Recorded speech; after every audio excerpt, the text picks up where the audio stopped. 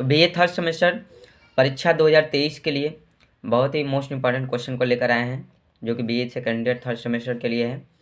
और ये जो क्वेश्चन है बहुत ही इंपॉर्टेंट क्वेश्चन है और 1757 ईस्वी से लेकर 1950 तक के ईस्वी के बारे में यहाँ पे पूछेगा। इनके बीच के बारे में आपको क्वेश्चन को यहाँ पे लिखना है।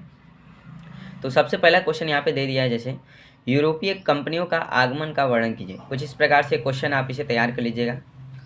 और ये सब जो क्वेश्चन दिए हैं सब क्वेश्चन बहुत इंपॉर्टेंट क्वेश्चन है।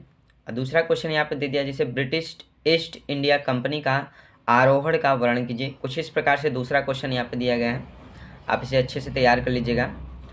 और क्वेश्चन नंबर 3 जो दे दिया है बहुत इंपॉर्टेंट क्वेश्चन, तो क्वेश्चन नंबर 3 जो है प्लासी और बक्सर का वर्णन कीजिए। प्लासी और बक्सर के बारे में आप बहुत ही अच्छी तरह से इसको रीड कर लीजिएगा, पढ़ लीजिएगा। इसी के बारे में घुमा फिरा के बहुत ही ज़्यादा क्वेश्चन पूछेगा, इसके अंतर के बारे में पूछेगा, ठीक है। तो इस तरह से पूछेगा। क्वेश्चन नंबर 4 यहाँ पे दे दिया है, ईस्ट इंडिया कंपनी का क्षेत्रीय विस्तार। ईस्ट इंडिया कंपनी के क्षेत्रीय विस्तार के बारे में आप लिखिएगा, जिसके क्षेत्र में क्या क्या विस्तार हुआ इसके बारे में आप इसको राइट करिएगा और इसके बारे में बहुत ही अच्छे से तैयार कर लीजिएगा। तो क्वेश्चन नंबर 5 यहाँ पे दे दिया है।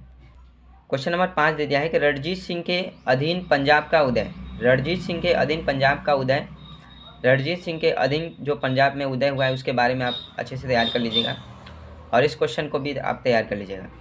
तो क्वेश्चन नंबर 6 यहाँ पे दे दिया है इस प्रकार से, 18वीं शताब्दी में हैदराबाद और मैसूर का उदय निकाय के बारे में आपको राइट करना है। तो कुछ इस प्रकार से क्वेश्चन दिया गया, आप इसको तैयार कर लीजिएगा। और क्वेश्चन नंबर 7 जैसे दे दिया है, क्वेश्चन नंबर 7, कृषि का व्यवसायीकरण का वर्णन कीजिए। बहुत ही ज़्यादा इंपॉर्टेंट क्वेश्चन है, कृषि का व्यवसायीकरण का वर्णन कीजिए। कुछ इस प्रकार से इस क्वेश्चन को आप तैयार कर लीजिएगा। और क्वेश्चन नंबर 8 दे दिया है, भारतीय पुनर्जागरण। ये क्वेश्चन लगभग हमेशा से पूछा जाता है। भारतीय पुनर्जागरण को व सुधार का वर्णन कीजिए। इसके पुनर्जागरण व सुधार के बारे में आपको वर्णन करना है। कुछ इस प्रकार से इस क्वेश्चन को आप तैयार कर लीजिएगा।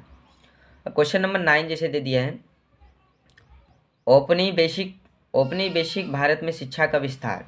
औपनिवेशिक भारत में शिक्षा का विस्तार क्या हुआ है इसके बारे में आप इसको पढ़ लीजिएगा और अच्छे से इसको तैयार कर लीजिएगा, ठीक है। अब क्वेश्चन नंबर अगला जैसे दे दिया है, क्वेश्चन नंबर 10 दे दिया है, भारत सरकार अधिनियम। बहुत ही ज़्यादा मोस्ट इंपॉर्टेंट क्वेश्चन ये है। भारत सरकार अधिनियम 1919 और 1935 का वर्णन कीजिए। 1919 से लेकर 1935 तक में जो भी भारत सरकार का अधिनियम जो भी नियम लागू हुआ है, इस प्रकार से आप इसको पढ़ के तैयार कर लीजिएगा। और बहुत ही इंपॉर्टेंट क्वेश्चन है, हर साल एग्ज़ाम में पूछा जाता है क्वेश्चन। हालांकि मैंने जो भी क्वेश्चन दिए हैं वो हर साल किसी न किसी एग्ज़ाम में पूछा गया है। क्वेश्चन नंबर 11 दे दिया है, भारत में सांप्रदायिकता का उदय का विकास। इसके बारे में आप तैयार कर लीजिएगा। और क्वेश्चन नंबर 12 जैसे दे दिया है, स्वतंत्रता के बाद रियासतों का विलय। स्वतंत्रता के बाद रियासतों का विलय, इस प्रकार से क्वेश्चन दिया गया, इसको तैयार कर लीजिएगा। क्वेश्चन नंबर 13 जो मोस्ट इंपॉर्टेंट क्वेश्चन है, वल्लभ भाई पटेल की भूमिका। इसके बारे में आप इसको तैयार कर लीजिएगा। और ये जो क्वेश्चन है सारे इन क्वेश्चन को आप एक बार पढ़ लीजिएगा, एक बार इसको तैयार कर लीजिएगा।